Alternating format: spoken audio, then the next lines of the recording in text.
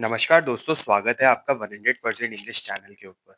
कभी सोचा है दोस्तों कि बड़े से बड़े राजा, पावरफुल एम्परर्स जिनके नाम से दुनिया कांपती थी, उनका आखिर में क्या होता है? Have you ever thought about what happens to the greatest kings, powerful emperors whose names made the world tremble? Time यानी वक्त उनके साथ क्या करता है? आज हम एक ऐसी ही कहानी को एक्सप्लोर करेंगे, एक 14 लाइन की पोयम के जरिए जो सदियों से लोगों को सोचने पर मजबूर कर रही है। द पोयम इज ओzymandias by great romantic poet Percy Bysshe Shelley. तो चलिए शुरू करते हैं। सबसे पहले थोड़ा बैकग्राउंड समझते हैं, ये पोयम लिखी किसने और क्यों। द पोएट वाज पर्सी शेली, एक रेबेल थे अपने टाइम के। ही हेटेड टायरनी, जुल्म और बादशाहत से उनको नफरत थी। और ये पोयम लिखी गई है 1818 में। उस टाइम लंदन में एक मैसिव स्टैचू का सर और ऊपर का हिस्सा लगाया गया था। ये स्टैचू था इजिप्ट के एक बहुत पावरफुल पाराओ रामेसेस सेकंड का।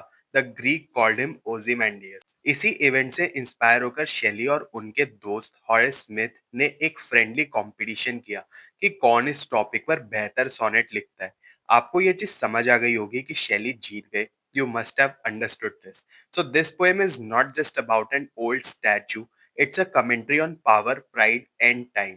अब आते हैं पोयम के दिल और धड़कन पर। इसकी एक लाइन बाय लाइन डिकोडिंग देखते हैं और आसान भाषा में इसको समझने की कोशिश करते हैं। I met a traveller from an antique land. Poem शुरू होती है एक नरेटर से जो कहता है कि वो एक ट्रैवलर से मिला। कहाँ से? एक एंटीक लैंड से, एक पुरानी प्राचीन धरती। इससे शैली ने स्टोरी को हमसे थोड़ा दूर कर दिया है। It feels like a legend, एक सुनाई जाने वाली कहानी। Who said to vast and trunkless legs of stone stand in the desert, near them on the sand, half sunk a shattered visage lies whose frown।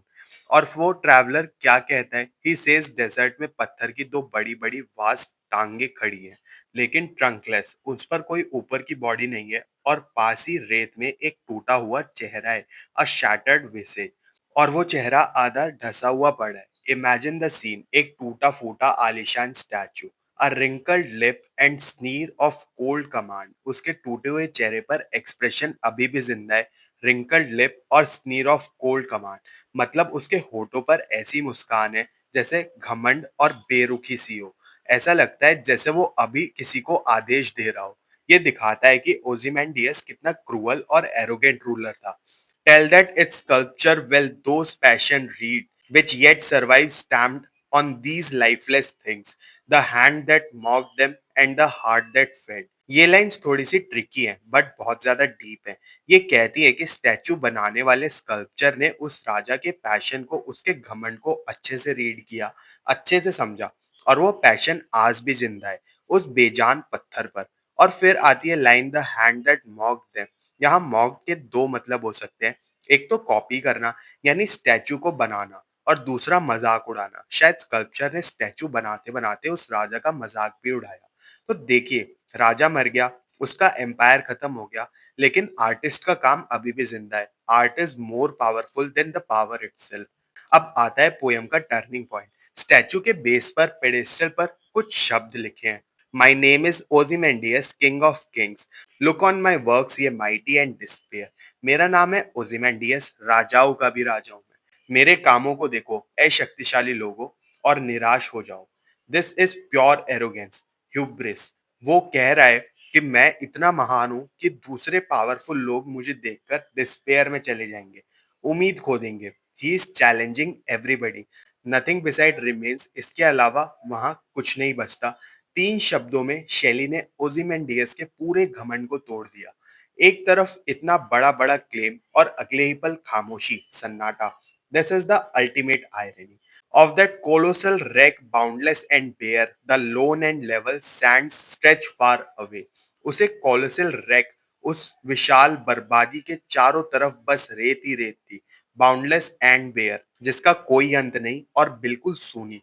The loan and level sand stretch far away, दूर दूर तक बस अकेली सपाट रेत फैली हुई थी। नेचर ने सब कुछ वापस ले लिया। इंसान का बनाया सब कुछ मिट्टी में मिल गया। The ultimate winner is nature and time. तो दोस्तों, इस छोटी सी पोयम की आलोचना या क्रिटिसिज्म क्या है? Well, it's consider a masterpiece, एक परफेक्ट सोनेट। इसमें मेन थीम्स हैं, जैसा कि आपको समझ आ गया होगा अब तक, द ट्रांसेंस ऑफ पावर। पावर हमेशा नहीं रहती, बड़े से बड़ा साम्राज्य भी एक दिन ढल जाता है। द पावर ऑफ आर्ट, राजा तो चला गया पर उसके स्कल्पचर का आर्ट जिंदा रहा। Art can outlive empires. The power of nature, आखिर में जीत नेचर की होती है।